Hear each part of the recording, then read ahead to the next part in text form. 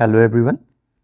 আজিৰ এই ভিডিঅ'টোত আমি 21 জানুৱাৰীৰ পৰা 27 জানুৱাৰীলৈ ইম্পৰ্টেণ্ট কাৰেণ্ট এফেয়াৰ্ছৰ প্ৰশ্নসমূহ আলোচনা কৰিম। গতিকে আহক আমি প্ৰথম প্ৰশ্নটোলৈ আগবাঢ়ো। On which year did Tripura, Meghalaya and Manipur become full-fledged states? Tripura, Meghalaya আৰু মণিপুৰ এই তিনিখন ৰাজ্যই কেতিয়া সম্পূৰ্ণ ৰাজ্যৰ মৰ্যাদা লাভ কৰিছিল? শেহতীয়াভাৱে এই তিনিখন ৰাজ্যৰ 53 সংখ্যক ষ্টেটহুড ডে বা ৰাজ্যৰ প্ৰতিষ্ঠা দিৱস পালন কৰা হয় আৰু আমাৰ প্ৰশ্নটো হৈছে এই তিনিখন ৰাজ্যই কেতিয়া সম্পূৰ্ণ ৰাজ্যৰ মৰ্যাদা লাভ কৰিছিল? আৰু ইয়াৰ উত্তৰটো হৈছে 21 জানুৱাৰী 1972। 21 জানুৱাৰী 1972 চনত এই তিনিখন ৰাজ্যই সম্পূৰ্ণ ৰাজ্যৰ মৰ্যাদা লাভ কৰিছিল। এই তিনিখন ৰাজ্যৰ ভিতৰত এখন ৰাজ্য অসমৰ অংশ আছিল। আপোনালোকে নিশ্চয় চাগে সেইটো গম পাইছে, হয় সেই ৰাজ্যখন হৈছে মেঘালয়। আৰু বাকী দুখন ৰাজ্য ত্ৰিপুৰা আৰু মণিপুৰ, এই দুইখন ৰাজ্যই ভাৰতত যোগদান কৰিছিল 1949ত। 1949 চনত এই দুইখন ৰাজ্যই ভাৰতত যোগদান কৰিছিল, কিয়নো ইয়াৰ পূৰ্বে এই দুইখন ৰাজ্য দেশীয় ৰাজ্য আছিল। দেশীয় ৰাজ্য বা প্ৰিন্সলি ষ্টেট আছিল। প্ৰিন্সলি ষ্টেটছ বুলি সেই অঞ্চলসমূহক কোৱা হয় যিবিলাকত কোনো শাসক বা নিজামে শাসন কৰিছিল। গতিকে এই দুইখন ৰাজ্যই ভাৰতত যোগদান কৰিছিল 1949 চনত। আৰু এই যোগদান কৰাৰ বাবে এই দুইখন ৰাজ্যই এখন দলিল স্বাক্ষৰ কৰিছিল। সেই দলিলখনক কোৱা হয় চামিলকৰণ দলিল বা ইনষ্ট্ৰুমেণ্ট অফ এক্সেছন।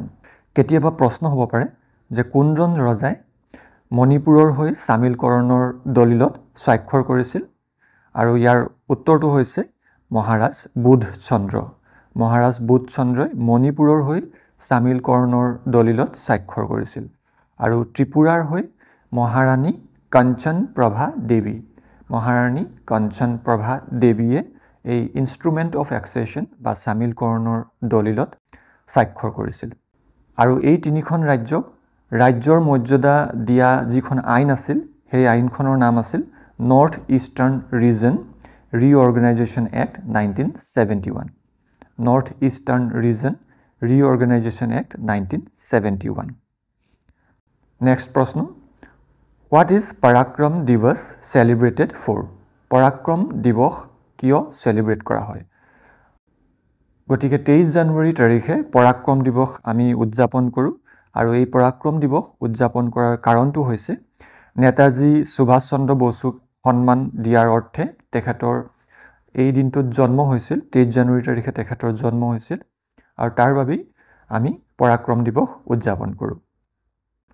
নেতাজী সুভাষ চন্দ্ৰ বসুৰ জন্ম হৈছিল 23 জানুৱাৰী 1897ত কাটাকাৰ, উৰিষ্যাত। আৰু তেখেতৰ মৃত্যু হৈছিল 18 অগষ্ট 1945ত।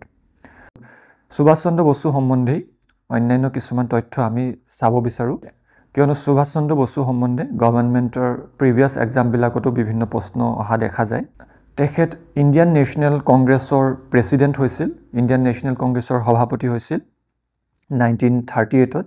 1938 চনত তেওঁ ইণ্ডিয়ান নেশ্যনেল কংগ্ৰেছৰ সভাপতি হৈছিল, কিন্তু এই সভাপতি পদৰ পৰা তেওঁ পদত্যাগ কৰিছিল, কিয়নো জাতীয় কংগ্ৰেছৰ লগত তেওঁ অলপ মতবিবাদ হৈছিল। আৰু 1939ত তেওঁ জাতীয় কংগ্ৰেছৰ পৰা তেওঁ অৱসৰ গ্ৰহণ কৰিছিল। জাতীয় কংগ্ৰেছৰ পৰা তেওঁ ৰিজাইন কৰিছিল। আৰু এটা ইম্পৰ্টেণ্ট প্ৰশ্ন সুভাষ চন্দ্ৰ বসু সম্বন্ধে যে ফৰৱাৰ্ড ব্লকৰ কোনে প্ৰতিষ্ঠা কৰিছিল? তাৰ উত্তৰটো হৈছে নেতাজী সুভাষ চন্দ্ৰ বসুৱে ফৰৱাৰ্ড ব্লকৰ প্ৰতিষ্ঠা কৰিছিল। ইয়াৰ উপৰিও ইণ্ডিয়ান নেশ্যনেল আৰ্মি, এই ইণ্ডিয়ান নেশ্যনেল আৰ্মি যিটো আজাদ হিন্দ ফৌজ বুলিও কোৱা হয়, এই ইণ্ডিয়ান নেশ্যনেল আৰ্মিটোৰ প্ৰতিষ্ঠা কোনে কৰিছিল বাৰু? সেইটো আমি প্ৰায় ক্ষেত্ৰত আমি কনফিউজন কৰা দেখা যায়। গতিকে এই প্ৰশ্নটোৰ উত্তৰটো হয় মোহন সিং। মোহন সিঙৰ দ্বাৰা ইণ্ডিয়ান নেশ্যনেল আৰ্মিৰ প্ৰতিষ্ঠা কৰা হৈছিল। কিন্তু এই ইণ্ডিয়ান নেশ্যনেল আৰ্মিক ৰিভাইভ কৰিছিল ৰাসবিহাৰী বোস আৰু সুভাষ চন্দ্ৰ বসুৱে।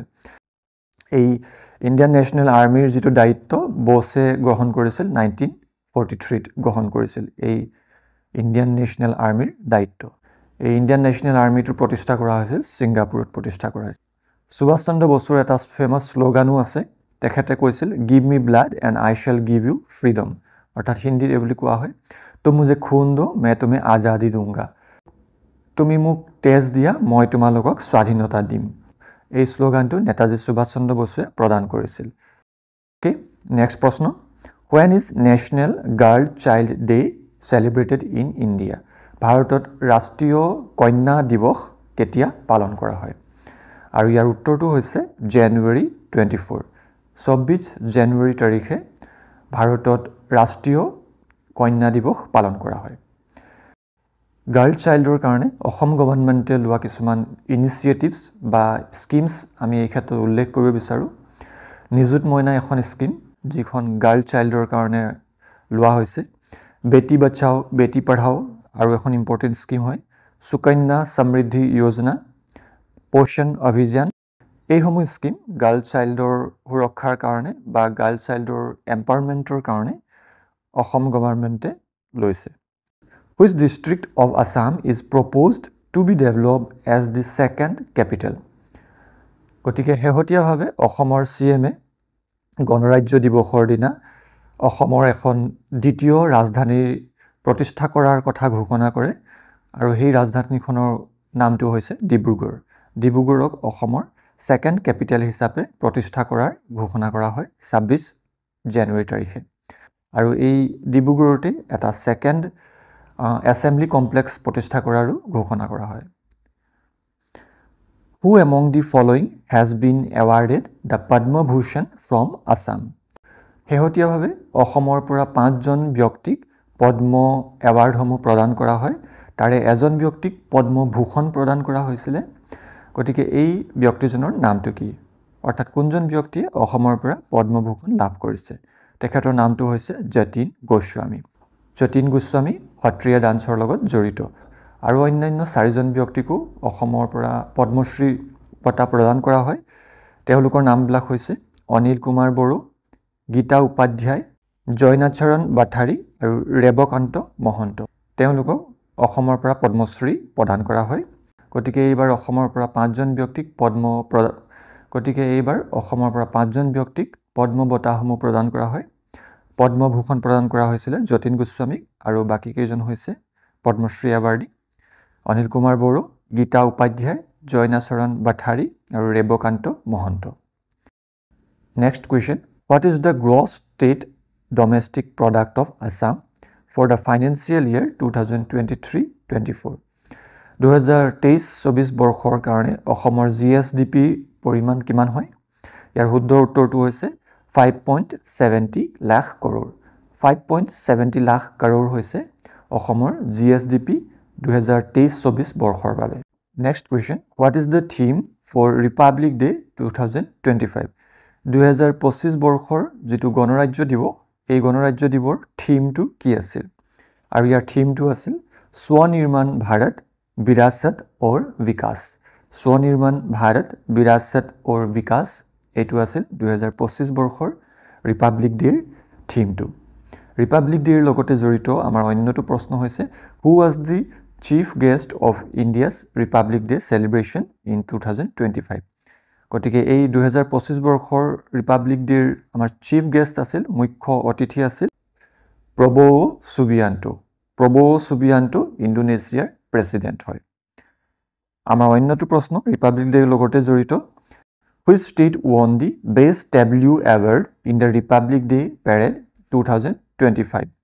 Republic Day 2025 or Best W Award কোনে লাভ কৰে অৰ্থাৎ কোনখন ৰাজ্যই লাভ কৰে আৰু উত্তৰটো হৈছে উত্তৰ প্ৰদেশে এবাৰ Best W Award 2025 or Republic Day লাভ কৰে আৰু আজিৰ আমাৰ ভিডিওটোৰ অন্তিমটো প্ৰশ্ন এটো ৰিপাব্লিক ডেৰ লগতে জড়িত কোনটো মিনিষ্ট্ৰীয়ে 2025 or ৰিপাব্লিক ডেৰ বেষ্ট এৱাৰ্ড লাভ কৰিবলৈ সক্ষম হয় আৰু উত্তৰটো হৈছে মিনিষ্ট্ৰি অফ ট্ৰাইবেল এফেয়াৰ্স তাত জনজাতি পৰিক্ৰমা মন্ত্ৰালয় এইবাৰ ৰিপাব্লিক ডেৰ বেষ্ট মিনিষ্ট্ৰিৰ পৰা এৱাৰ্ড লাভ কৰিবলৈ সক্ষম হয় আৰু এই জনজাতি পৰিক্ৰমা মন্ত্ৰালয়ৰ যেটো টেবলিউ আছিল হেতু ভগৱান বিৰছা মুণ্ডাৰ লগত জড়িত আছিল ভগৱান বিৰছা মুণ্ডাৰ লগত জড়িত এইবাৰ টেবলিউটো আছিল বিৰছা মুণ্ডাৰ লগতে জড়িত এটা ইম্পৰ্টেন্ট তথ্য উল্লেখ কৰিব বিচাৰো এটো হৈছে 15 নৱেম্বৰ তাৰিখে আমি জনজাতীয় গৌৰৱ দিৱস পালন কৰো কিয়নো এই দিনটোতে বিৰছা মুণ্ডাৰ জন্ম হৈছিল গতিকে আমি জনজাতীয় গৌৰৱ দিৱস পালন কৰোঁ 15 নৱেম্বৰ তাৰিখে আজিৰ ভিডিঅ'টো ইমানেই আছিল